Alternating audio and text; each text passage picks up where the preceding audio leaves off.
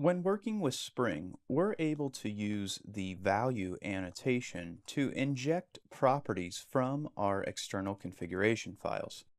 So for example, here we are using the value annotation on a method argument, and we could also use this on one of our fields within a particular class. In this lesson, we're going to take a look at another approach that allows us to inject properties from our external configuration files. So instead of specifying the value annotation on our field, we're going to use a different annotation provided by Spring Boot, and that's the configuration properties annotation. This annotation allows us to specify a prefix, and this prefix is actually going to come from your application.properties file. When we look at the property my.messageValue, my is considered the prefix and message value would be considered the final node of the property.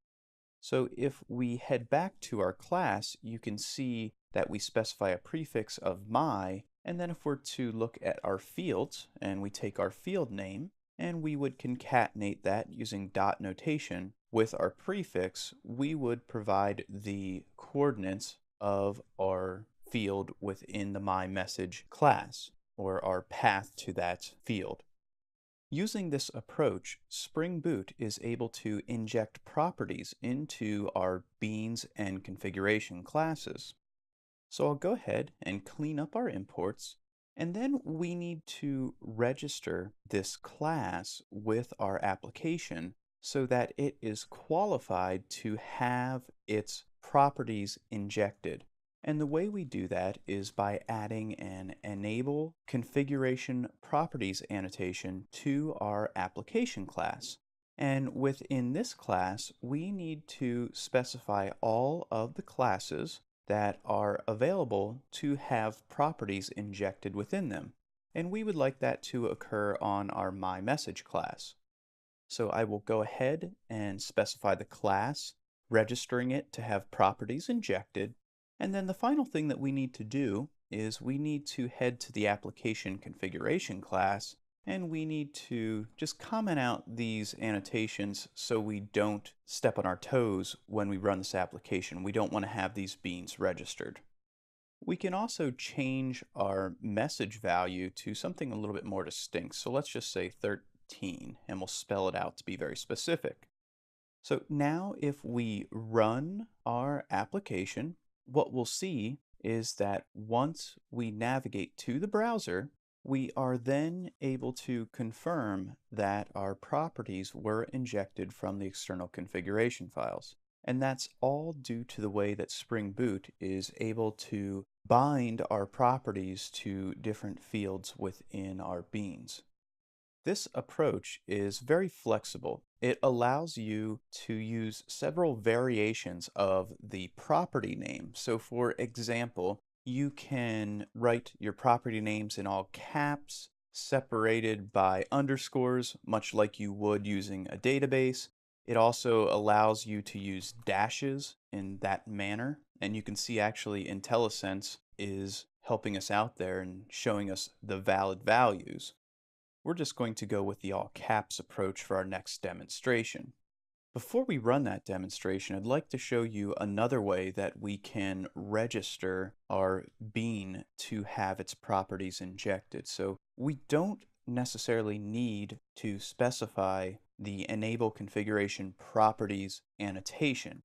Instead, we can just rely upon component scanning to pick up our myMessage bean, but we need to make sure we annotate it as such. So we'll add the component annotation. This will make the class get picked up during component scanning. It will become a bean. Spring Boot will notice the configuration properties annotation and then inject the appropriate properties from our configuration file. So let's rerun our application and we'll just take a look. We'll get the same result, but we can just validate that our changes are now working. So we'll head back over and let me just do this to prove I'm actually applying the changes. So there we go. We see that we were able to use the more flexible approach to configure our property injection. And for our final demonstration, we're going to specify the specific source of our properties. So we're going to create a new properties file. So I'm just going to copy, so Control Z, Control V, our application.properties file. And I'm going to name this file example.properties. And if we open that file, let's make this 15 now. And what we can do is within our myMessage class, under the configuration properties annotation, we are actually able to point to a specific file. So here we can say that we would like to use the example.properties file on our class path. Now, when we provide a specific location for the configuration properties annotation, it will override any of the defaults that Spring Boot's going to put in place. So it's going to ignore the application.properties file. Now, when you run this demonstration, be sure to shut down the Spring Boot application and then rerun it.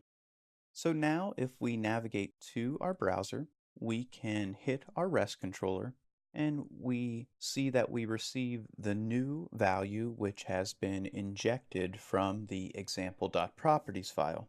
And we were able to specify that by providing the locations element on the configuration properties annotation.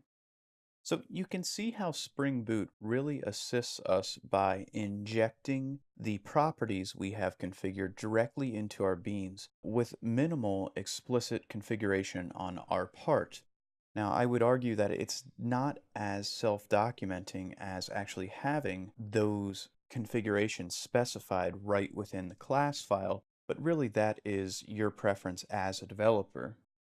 The ability to inject these properties is one of the many features within Spring and Spring Boot that allows us to run the same source code within multiple environments. We see this within profiles as well. So in this lesson, we took a look at another tool that Spring Boot provides to us to allow us to manage kind of the build process in working in multiple environments.